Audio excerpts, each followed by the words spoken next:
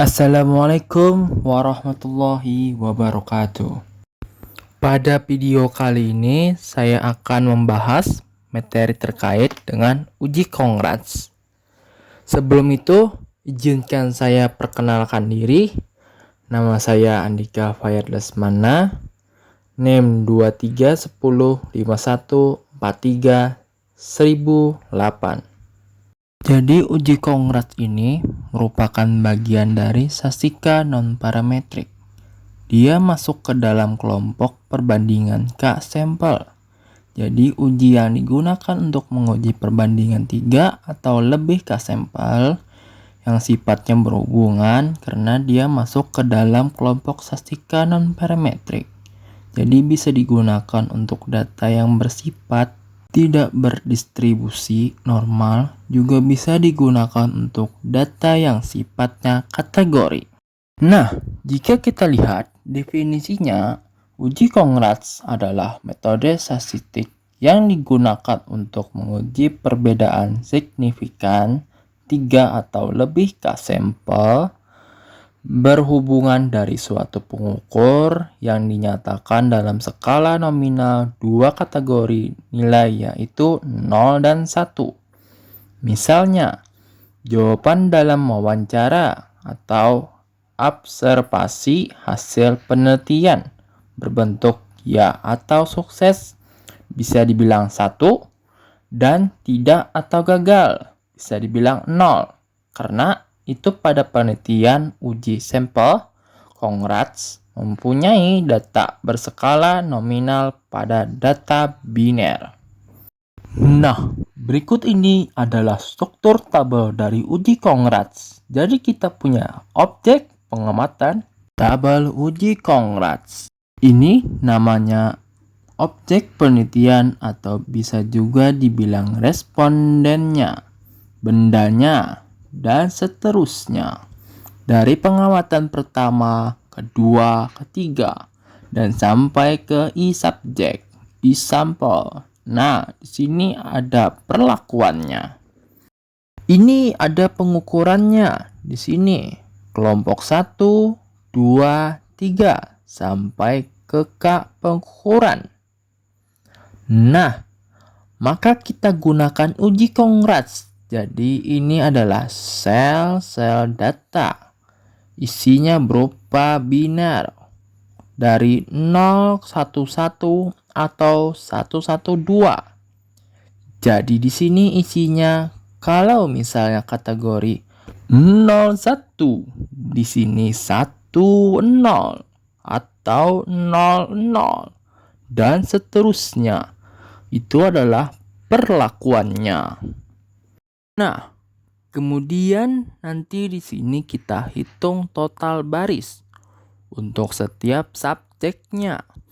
Misal, subjek pertama di sini X11, X12, X13 sampai X1 ke K. Jadi jumlah. Nah, dari subjek pertama kita sebut L1. Lalu subjek kedua juga sama. Ini kita jumlahkan setiap barisnya sampai L2. Sampai baris ke e-subjek. Kemudian total baris ini kita kuadratkan masing-masing barisnya. Jadi L1 jadi L1 kuadrat. Nanti L2 sampai L2 kuadrat sampai seterusnya. Nah, kemudian dari masing-masing kolom kita jumlahkan jadi kolom 1 kita sebut jadi G1, kolom 2 kita sebut jadi G2, kolom 3 kita sebut jadi G3, kolom K kita sebut jadi GK. Lalu untuk total baris kita jumlahkan L1 ditambah L2 ditambah Li, kita sebut sebagai sigma L. Lalu total baris kuadrat. Ini L1 kuadrat ditambah L2 kuadrat. Ini adalah sigma L kuadrat.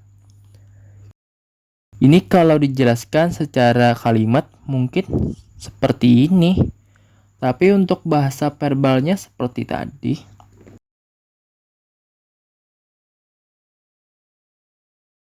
Nah, berikutnya yaitu langkah-langkah pengujian di dalam uji Congrats. Langkah-langkah pengujiannya kurang lebih sama ya untuk uji hipotesis. Yang pertama kita tentukan hipotesisnya. Jadi H0 P1 sama dengan P2 sama dengan P3 sampai ke K. Karena pengamatannya lebih dari 2, maka di sini P1, P2 sampai ke K. Karena di sini tandanya sama dengan arti proporsi atau frekuensi dalam K sampel sama. Kemudian H1-nya ada di PI, tidak sama dengan J. Jadi di antara P1, P2, P3, P4 dan seterusnya ada 2 yang berbeda. Kalau ada 2 yang berbeda, maka kesimpulannya frekuensi dalam K sampel ada yang berbeda. Jadi, kalau misalnya dalam satu kelas ada 30 atau anggaplah 10 orang. Jadi dari orang itu misalnya jenis kelaminnya sama, perempuan semua. Jadi P1 sama dengan P2 sama dengan P3 sama dengan P ke 10. Berarti artinya jenis kelamin dari semua objek adalah sama.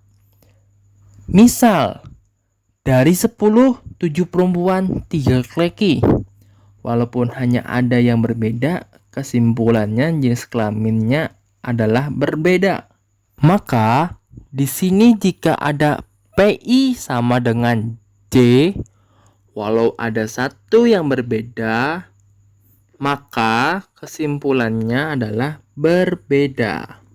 Lanjut, langkah kedua. Tentukan taraf signifikasi alfa untuk mendapatkan G-square X kuadrat. Tabel alfa DF sama dengan K-1. K-1 adalah di mana ada banyaknya ukuran. Jadi kalau ukurannya 4, maka K-nya juga 4, sehingga DF-nya 3. Misal, K-nya itu 5, karena min 1, DF-nya jadi 4. Lalu, lanjut ke langkah ketiga, yaitu statistik uji. Oke, dalam kotak putih ini adalah rumus statistik uji. Nah, di sini ada K-1 dan di sini ada keterangannya juga. Oke, kita akan membahas rumus Q sama dengan K-1 dikali K dikali sigma GJ kuadrat dikurangi sigma dikuadratkan dibagi K dikali sigma L dikurangi sigma L kuadratkan. K adalah banyaknya variabel bebas atau banyaknya pengukuran. Kemudian sigma GJ kuadrat. Nah, tadi kita sudah menghitung jumlah masing-masing perlakuan G1, G2, G3, dan seterusnya. Ini nanti GJ dikuadratkan, terus di sini GJ jadi jumlah baru dikuadratkan. Terus dibagi K banyaknya variabel bebas atau pengamatan pengukuran. Kemudian sigma LI. Sigma LI adalah jumlah dari kolom-kolom baris. Dan di sini dikurangi sigma LI kuadrat. Sigma LI kuadrat adalah jumlah dari kolom-kolom baris yang dikuadratkan. Nah, untuk komponen-komponennya kita cari menggunakan bantuan struktur tabel uji Congrats. Kemudian untuk langkah keempat, yaitu kriteria uji. Di sini mendekati distribusi K-square, sehingga kriteria ujinya jika Q dihitung dari sini lebih besar sama dengan C-square tabel dengan alfa dan DF-nya adalah K-1, maka H0 ditolak.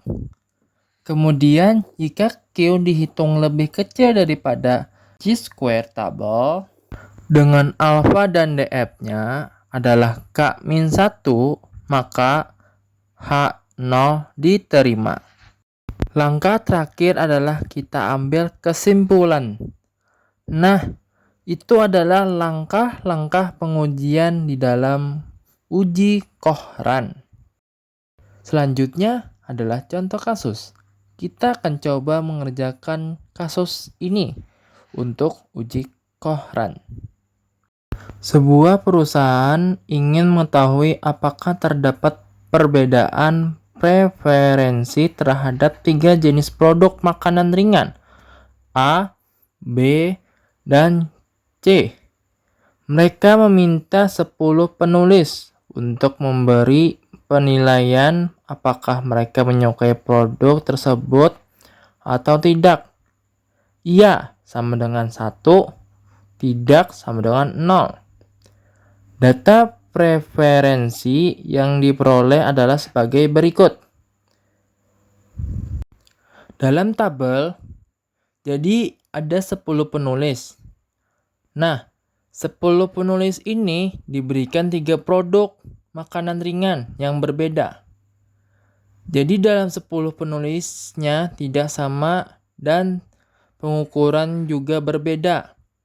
Misalnya, ini penulis 1 ketika merasakan produk A, nah dia menyukai produk tersebut.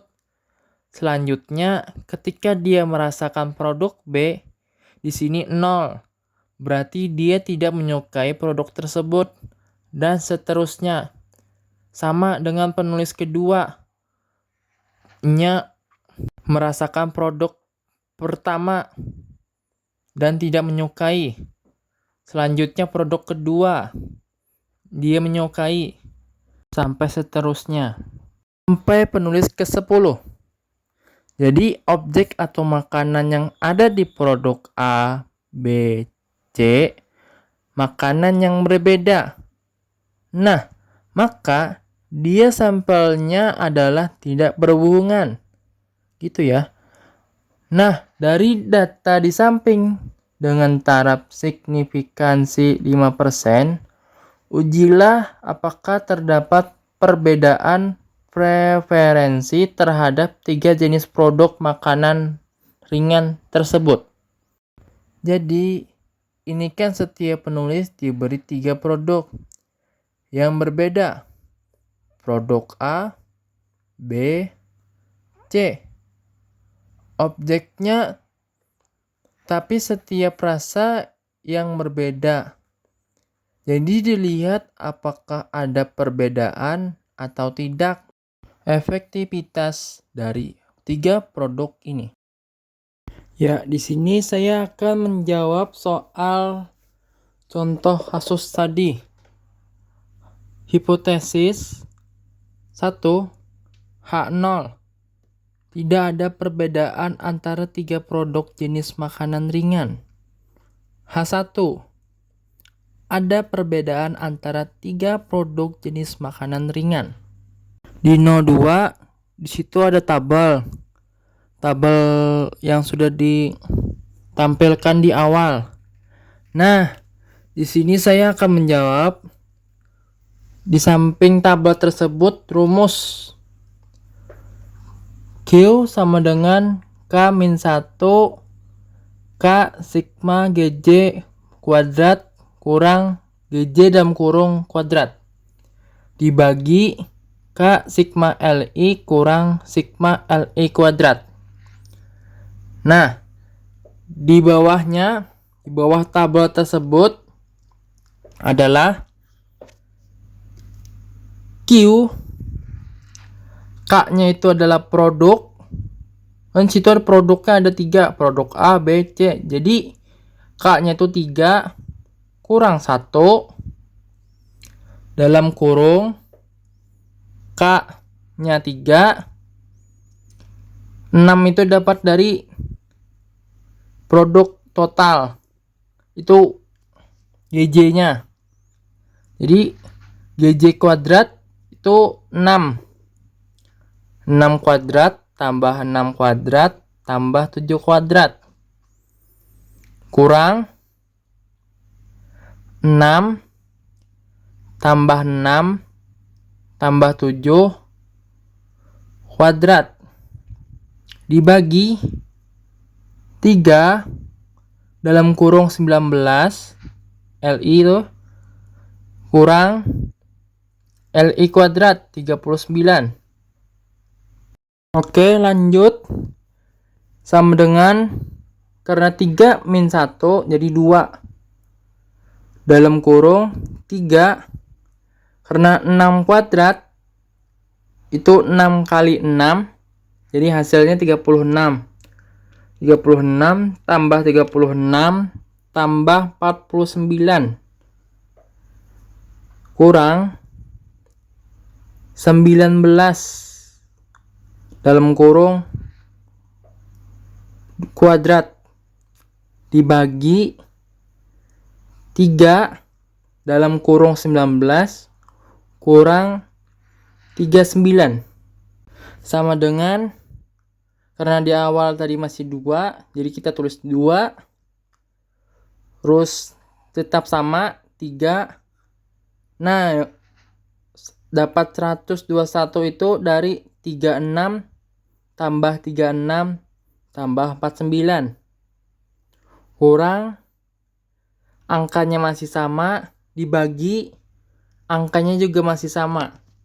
Oke, kita lanjut. Sama dengan 2 dalam kurung 363.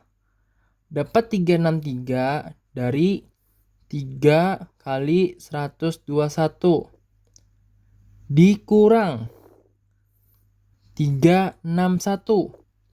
Dapat 361 dari 19 kuadrat dibagi 57. Dapat 57 dari 3 kali 19 dikurang 39 sama dengan, nah ini masih sama 2. Nah, 2 ini dapat 363 kurang 361. Jadi dapat 2 dibagi 18. 18 ini dapat dari LI kurang LI kuadrat. Nah, 2 yang di depan tadi kita kali ke GJ-nya, jadi dapat 4. 4 bagi 18. Hasilnya dapat kita 0,222. Sekarang kita cari C kuadrat tabelnya lagi. Nah, di sini kita bakal mencari hasil tabelnya. Tarafnya tadi kita 5%. Nah, nih. Nah, kita cari lagi. Kan tadi K-nya 3. Karena min 1 jadi 2. Kita cari. Nah, ini 2 nih. Nah, kita sudah mendapatkan hasilnya yaitu 5,991. Kita lihat hasil kita tadi. Nah, di sini kita sudah mendapatkan hasil tabelnya yaitu 5,991. Maka hasil yang kita dapat 0,22 lebih kecil dari 5911, yaitu H1 ditolak karena ada perbedaan antara 3 produk jenis makanan ringan. Nah, demikian pembahasan terkait uji Qoran Mudah-mudahan ini bisa memberi manfaat. Kurang lebihnya saya mohon maaf apabila dalam video salah kata dan ucapan saya. Dan saya tutup. Assalamualaikum warahmatullahi wabarakatuh.